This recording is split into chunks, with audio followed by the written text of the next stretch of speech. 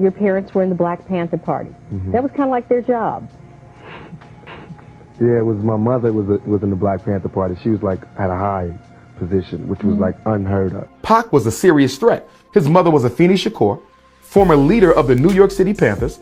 This is the same black woman who walked into a New York City federal courthouse pregnant with Tupac and defended herself and 20 other Panthers from that famous Panther 21 trial when they were charged with plotting to blow up federal buildings, which was nothing but a COINTELPRO setup. Pregnant with Pac, no legal experience. This black woman defends herself and all 21 of them walk out of prison. One morning, armed police stormed into Afeni Shakur's apartment and arrested her. All the other members of her cell were also arrested. They were charged with what the government said was a giant plan to destroy those elements of society which the defendants call the power structure. It included attacking police stations and planning to bomb 5 large department stores and the Bronx Botanical Gardens. Afeni Shakur chose to defend herself, and at the end of the trial, she cross-examined the leading undercover agent. He was the man she had suspected from the start, Yedwa Sudan. His real name was Ralph White. A journalist who was in the courtroom wrote a book that described what happened. She started by getting White to admit that really most of the inspiration for the plots came from the undercover agents. Not only had they continually pushed for the violence and suggested the targets, but they had also arranged to buy the dynamite of yet another undercover agent. They had also arranged for the cars to transport the dynamite. That really, the plot to attack America had been created and driven by the American authorities. But then Afeni Shakur went further.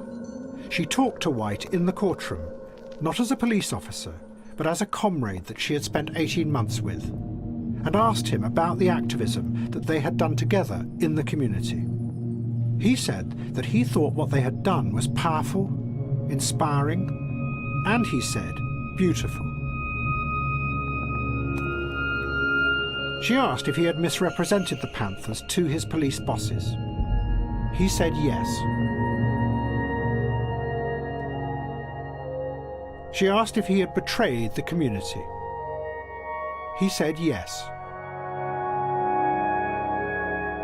When the jury was sent out, they talked for 40 minutes, came back and acquitted all the defendants. So naturally, the child of that has to be watched. And my stepfather at the time, Tupac Shakur, he was also like a well-known like revolutionary. Tupac Shakur, I believe possibly the stepfather. My name is Tupac Shakur.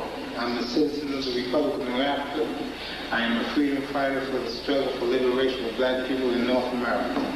I am a Pan-Africanist and I see the liberation of Africa intricate part of our struggle here. And I support all anti-imperialist struggles in the world. The status of my case, I am being held in the MCC under the Preventive Detention Act. I have had a bail hearing that put forward on 2 issues. The issue of danger to the community and the issue of risk to flight. That I have been a contribution to the community by participating in the liberation struggles and the issues that pertain to black people, since black people live in the community that I live in. On the question of risk to flight, because of that participation, I have been targeted by the counterintelligence program and the low-intensity warfare of the United States government, and I have not chose at that point to give myself up to the United States government for trial. I instead went underground to join the clandestine movement, to do whatever I could to continue the strength of our movement during the repression of the United States government. Based on that, I was able to put forward in a bail hearing the counterintelligence program being waged on me specifically, but more important, being waged against the New African Independence Movement and the National Liberation Movement for black people in North America. Any level of struggle that we are involved in has to do with a broad base of commitment to the fact that we have brothers and sisters who are involved in our movement who are part of the new African independence movement, who has seen that the only way for us to struggle and survive in America and for us to be recognized as the people of the world is that we develop an independent sovereign nation in order to put forward our way and means of developing a society that has respect for everyone in that society and respect for each groups of people's self-determination. True. All of my roots to the struggle are real deep. And then my godfather, Geronimo Pratt. Geronimo Pratt, his godfather? They painted us in the eyes of many who still believe till this day a lot of those lies and myths. And they had to criminalize us, make us criminals to justify their assaults against us. Fred Hampton had just gotten, he was murdered in his sleep in Chicago. Fred Hampton was only 20 years old, but he had the ability to really move people, to speak in a way that got people going, that effectively seemed to energize them. He was beginning to develop a following, throughout the country, and he was a direct threat to the power structure that oppressed people. People learn by example. I don't think anybody has an argument with that. I think that when Huey P. Newton said that people learn basically by observation and participation, I think that everybody caught on to that. So what we're saying very simply is that if they learn by observation and participation, then we need to do more acting than we need to do writing. And I think the Black Panther Party is doing that. That we didn't talk about a Breakfast with Children program, we've got one. We're not going to tell you how many kids we intend to feed in Chicago. We're feeding 3,000 to 4,000 every week already, and I don't know how many all around the country. We're not talking about beginning to think about treating people free when they need medical services. We're opening a free health clinic in the city of Chicago in less than 3 weeks. These are the type of examples that people can relate to. The immediate, violent, criminal reaction of the occupants in shooting at announced police officers emphasizes the extreme viciousness of the Black Panther Party. So does their refusal to cease firing at the police officers when urged to do so several times. Ed Hanrahan, who was the political heir apparent of Mayor Daley, wanted to take credit for having killed this Black Panther leader. So he went on television, and he went on television explaining how Fred Hampton had come out of his bedroom firing a pistol, and how all the Panthers inside had repeatedly broken ceasefires and repeatedly fired at the police. The problem is when you fire a bullet, two things happen. You have a shell that comes from your gun, and you have a bullet that comes out the other end. When the evidence was all gathered, it turned out that all the shells that were found in the apartment came from police weapons. There had been a systematic effort by the FBI in Chicago and nationally to destroy the Panthers. Internationally, we, I wouldn't say posed a threat, but we had a lot of promises. We were very promising. The whole movement was very promising, was hooking up with a lot of third world movements throughout the world. See, when, like, the Norths or the Pondexters or the Reagans, and when they explain this, that all these things straight up, that's not true.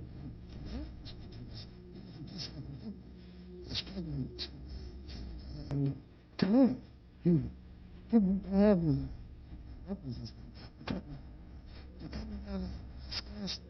exploitation and repression that we've been under and try to figure out ways to deal with that and basically to survive.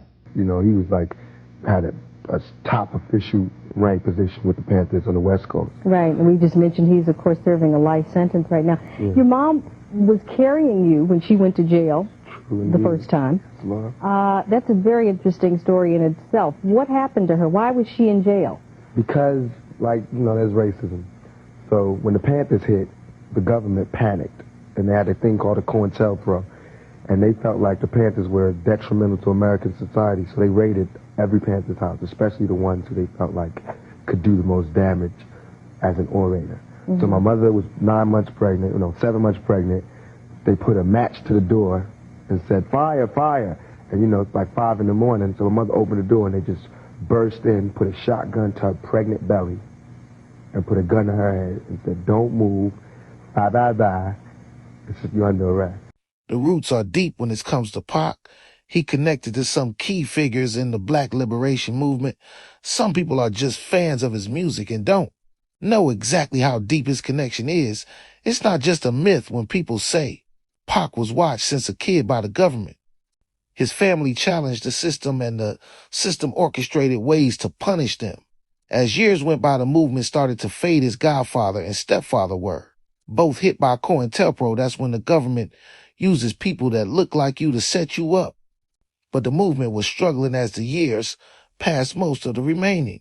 Members moved in the shadows. Don't forget the government wanted them destroyed, but an outspoken Pac surfaced and picked up the torch. And he didn't just whisper those truths.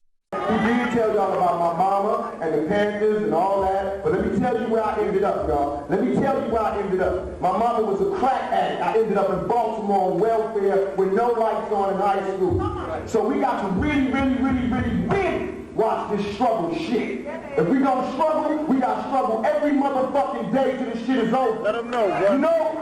Fuck that. All that shit that went on in the 60s ain't finna happen in this motherfucker. I'll be dropping some of you motherfuckers who leave some babies behind this shit. Trust me when I tell you that shit.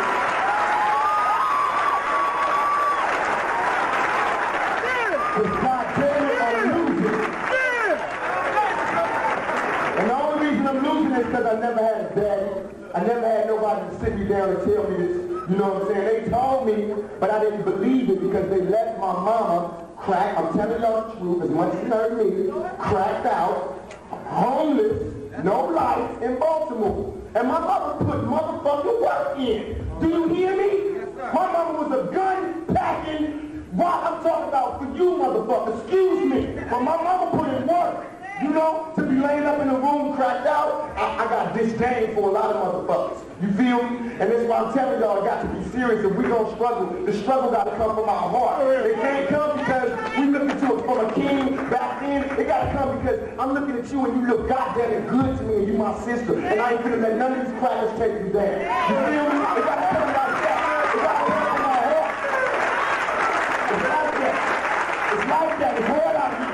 Like they say we got war, and in war, everything is good. It's all good. You feel me? And when I say thug life, I mean that shit. Because these white folks see us as thugs. I don't care what y'all think. I don't care if you think you a lawyer, if you a man, if you an African American, if you whatever the fuck you think you are. We thugs and niggas to these motherfuckers. You know? And until we own some shit, I'ma call it like it is. How you gonna be a man and we starve? You know? And you can walk about 5 different houses and a man in either one of them motherfuckers. How we gonna be a man?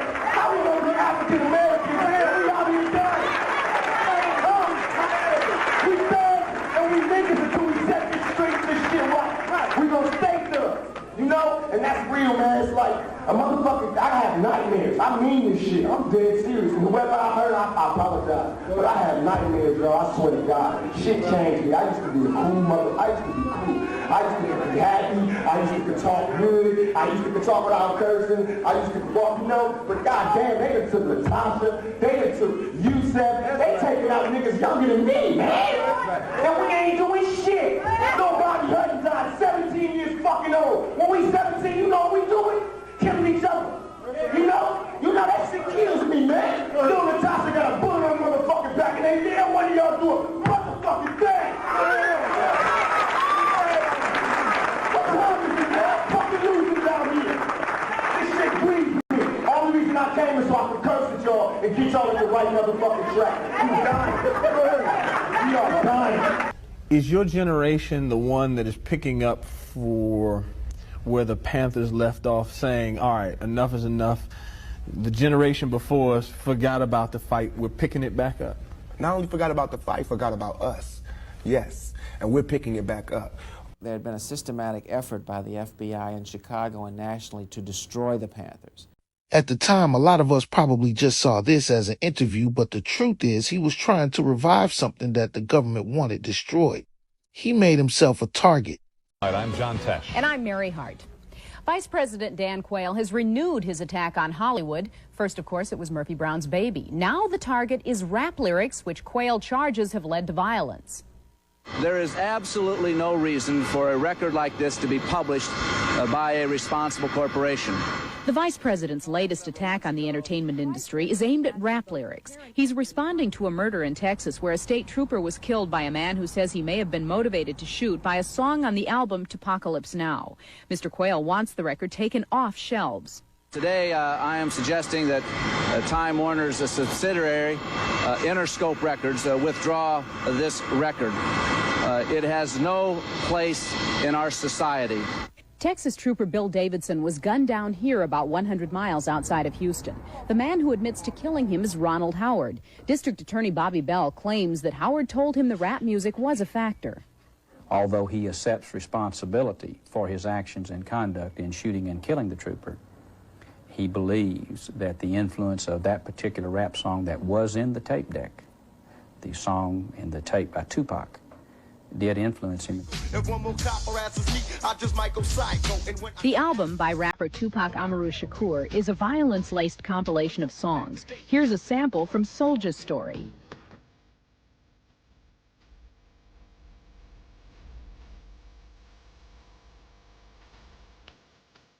Howard's attorney, Alan Tanner, says Tupac's music will be used to defend his client. I think this music, it will be proven, is a type of music that can influence certain individuals to act violently toward police officers. An attorney for Time Warner says in a written statement, quote, "I believe on the basis of the facts we know that Officer Davidson's tragic death was not the result of this rap music," end quote. While Tupac has not commented on the killing, he was asked before this incident why his songs come out so strongly. I was raised in this society, so there's no way you can expect me to be a perfect person. I'm going to do what I'm going to do. That's how I feel. I'm going to do whatever I like. I'm not a role model or nothing. The state trooper's family has filed suit against Tupac and his record label, charging the song was grossly negligent and led to lawless actions which claimed the trooper's life. I don't write songs about cop killing. But it did have the lyrics in there. Don't 6 of the songs on your album mention cop killing? No. Oh, that's not true. No. All my songs talk true. about police brutality and self-defense. Now, that's something different. If we're going to talk about police, this man over here is in a really rough area, and he puts his life on the line every day. I got so much respect for him for that, but look, we have to live in the same neighborhoods without bulletproof vests, without backup, without walkie-talkies, without guns, without tear gas, without pepper spray, without batons. So now we have to fix the problem. Pac knew that media is a machine that you either work with it or against, so he worked with it. These people don't see it every day. No, but what I would like to see is for children in our country to have a better future than what you guys have. And that's not going to happen when he's repressing his generation and his people by saying they have no hope. What do you know about my people? Pac was a powerful nigga too. Pac knew about all that shit. Why you think they murdered that nigga? It wasn't no rap war. It wasn't because he jumped that nigga Orlando. No. That's a motherfucking lie. The government killed Pac. The feds had something to do with it. They set that nigga up. And they had something to do with Biggie getting killed too. And then they tried to make it look like a rap war. Yo, if Pac was still alive, we would be on the same team. Why do you think I said that in my rhyme on the Return of the Mac? If Pac was still alive, we'd be on the same team. With the recent arrest of Keefe D, how do you feel about that in relation to the murder of your son, Tupac Shakur? That's a tough one, but it's very clear he's just a tool. He's always been a tool. And there's just time that they used him for what they wanted to use him. Because if you couldn't see if it was the government, Justice Department, the LAPD, the Las Vegas Police Department, and several other entities.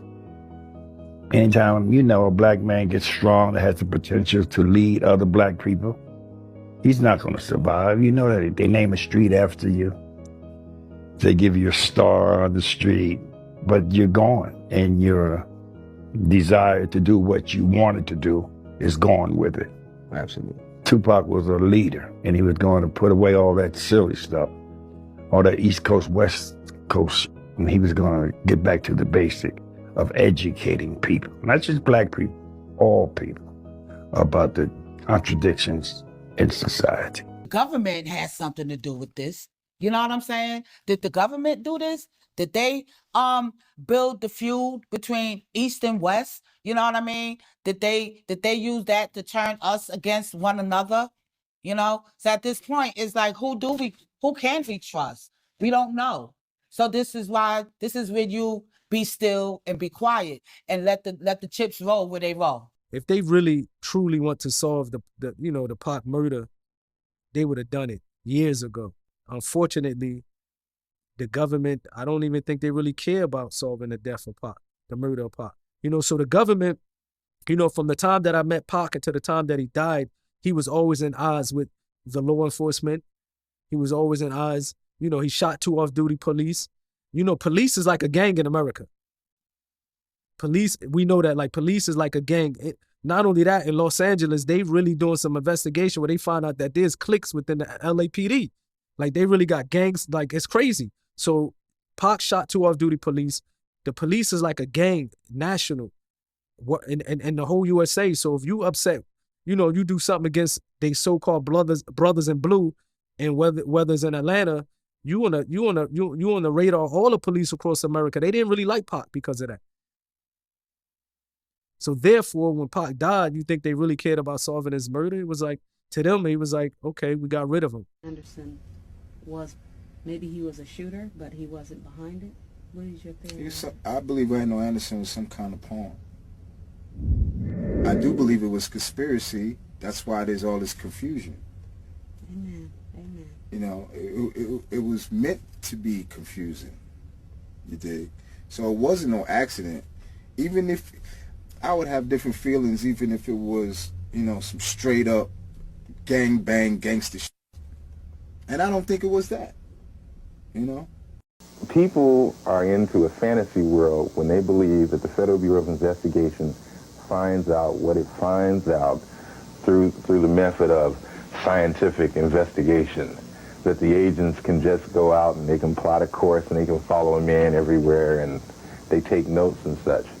That's not the name of the game. The name of the game is find someone that is close to that man or can get close to that man or that group or whatever, and have him do the legwork. Reggie provided a lot of information. He was in a very high-level position of death row records. He was very aware of what we were doing in terms of investigations, numerous investigations on death row records and Suge Knight. We executed search warrants. He helped provide information. Reggie had a game plan, and he made it very, very clear that he wanted to take over death row records. Make no mistake about that. I'm going to add something to that. We were also instructed to lie. Suge called the meeting. All the artists were instructed to come to this meeting, and certain security was invited, and I happened to be one of them. And when I got into the meeting, it was a meeting the meeting was basically about what happened. And the reason we were instructed to lie was because Reggie Wright told us not to carry any weapons. So by me just looking at what Reggie told me, I'm thinking that Mr. Knight was unaware. Because the name Orlando Anderson was in the news and the media, this is real convenient for Reggie Wright because no one's asking him about his culpability. It's probably in your best interest that we move on to something else. You can trust me or don't trust me. It's not, because it's, you know what, it's no skin off my back.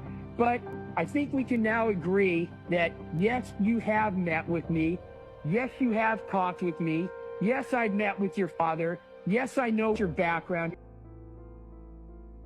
My recruitment by the FBI was very efficient, very simple, really.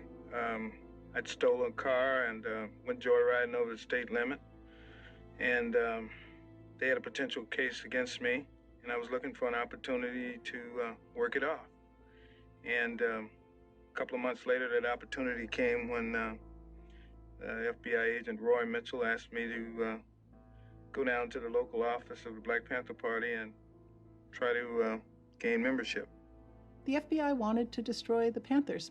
They absolutely saw the Panthers as the vanguard of a very, very threatening and violent revolutionary movement. They absolutely wanted this organization to be destroyed. Is your generation the one that is picking up for where the Panthers left off, saying, all right, enough is enough? The generation before us forgot about the fight. We're picking it back up. Not only forgot about the fight, forgot about us.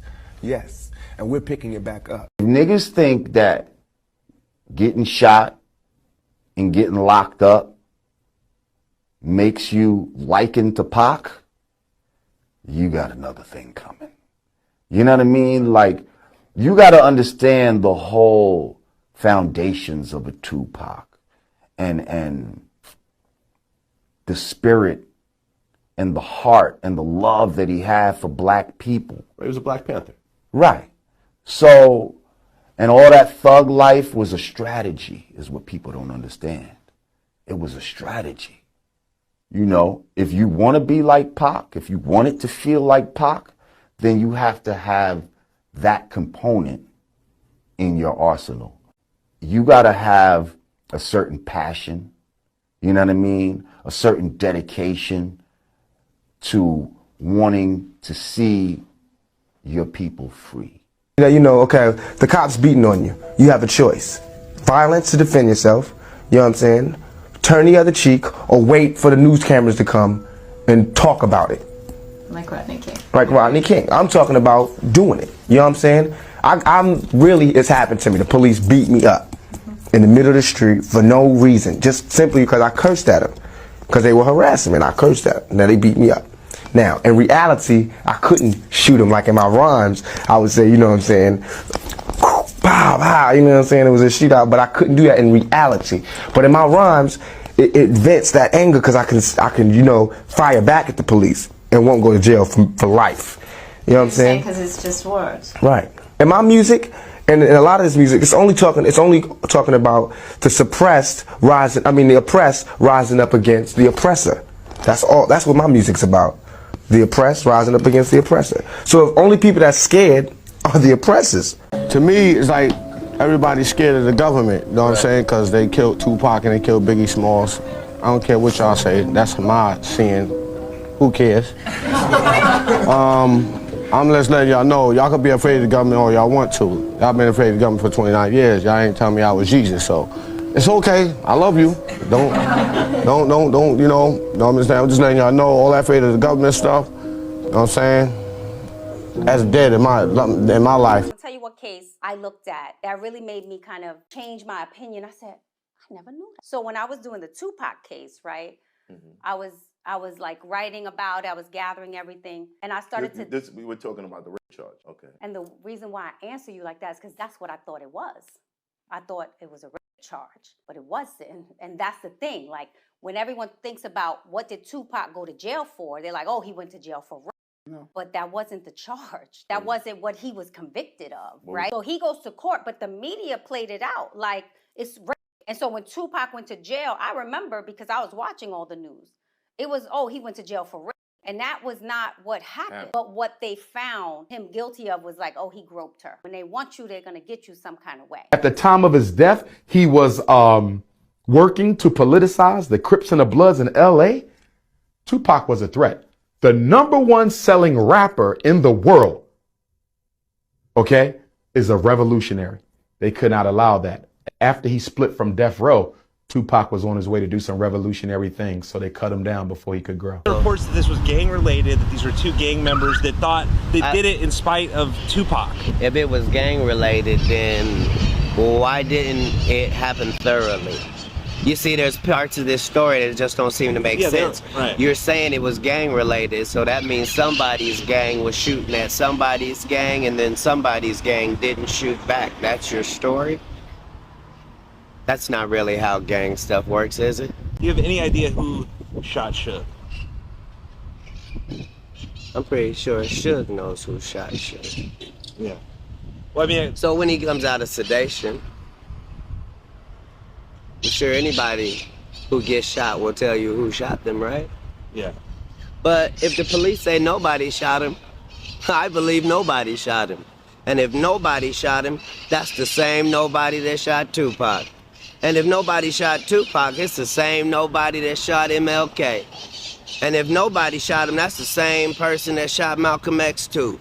It's a lot of nobodies out there, and nobody minds if nobody comes up missing, right? The tragic murder of Tupac Shakur on September 13th, 1996. Mainstream media and pop culture narratives always try to reduce it to a simple coast-to-coast gang rivalry. But if you look deeper into the history, the patterns, and the family bloodlines, a much darker picture emerges. For Tupac's family and those who understood the deep roots of his lineage, his death wasn't just the result of a casino altercation in Las Vegas. It felt like the execution of a high-profile target by a system that had been tracking his family for decades. Could Tupac Shakur's life and death have been part of a newer, deadlier era of COINTELPRO? Let's break down the proof. To understand why Tupac's family suspected government involvement, you have to look at what came before him. During the 1960s and 70s, the FBI ran a covert, illegal project known as COINTELPRO, whose explicit goal was to expose, disrupt, misdirect, discredit, and neutralize black political organizations and their leadership.